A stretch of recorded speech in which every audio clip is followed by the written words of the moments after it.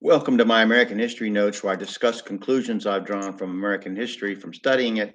Conclusions you necessarily agree with, might even be offended by, but at least you should know about these events and many more and much more deeper to be conversant in American history. So I'm going to continue with Roosevelt's administration. Um, Americans as a whole wanted nothing to do with another European war. Depression weary, as Franklin Delano Roosevelt's socialist and authoritarian actions had not ended the economic disaster, but only prolonged it while providing temporary relief, we were isolationists.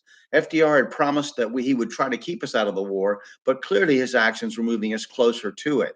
Playwright and screenwriter Robert Sherwood, who wrote speeches for FDR, wrote a book called Roosevelt and Hopkins: An Intimate History, in which he pointed out that Roosevelt was afraid that if England made an accommodation with Germany to survive, that you'd have the world's greatest army, most successful army, Hitler's German army, and the world's greatest navy, the British Navy, and the massive colonial empire of Britain. You'd have them amassed against us, which he was terrified of, basically, and people didn't seem to realize that.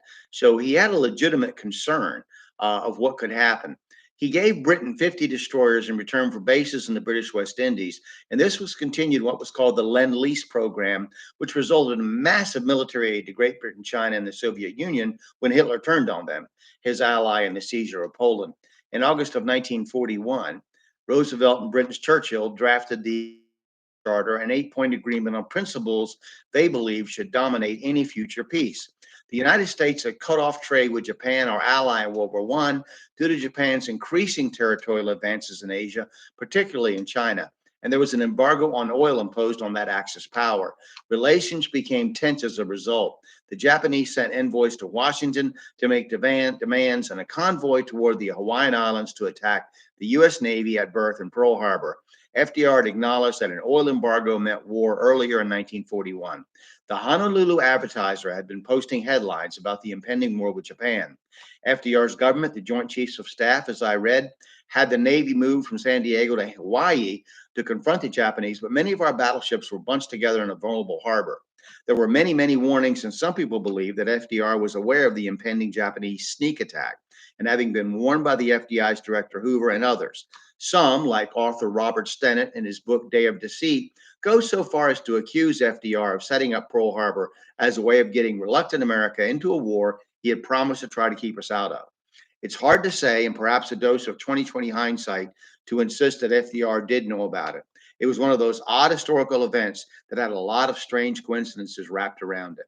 However, it was clear that Britain and the Soviet Union, without our help, could become German occupied territory, as Hitler now controlled all of Europe and a large part of Western Russia. It would seem inevitable that the US would have eventually had to get into the war or be faced with uniting with the Axis powers or attempting to fight them alone. Civilization as we know it could on very easily have been extinguished and a new dark age have come about. This is a very serious time, a turning point in world history. I'm not saying civilization is all that great, but I'm saying it's a whole lot better than what the Nazi Germans and the Japanese, Imperial Japanese would have given us.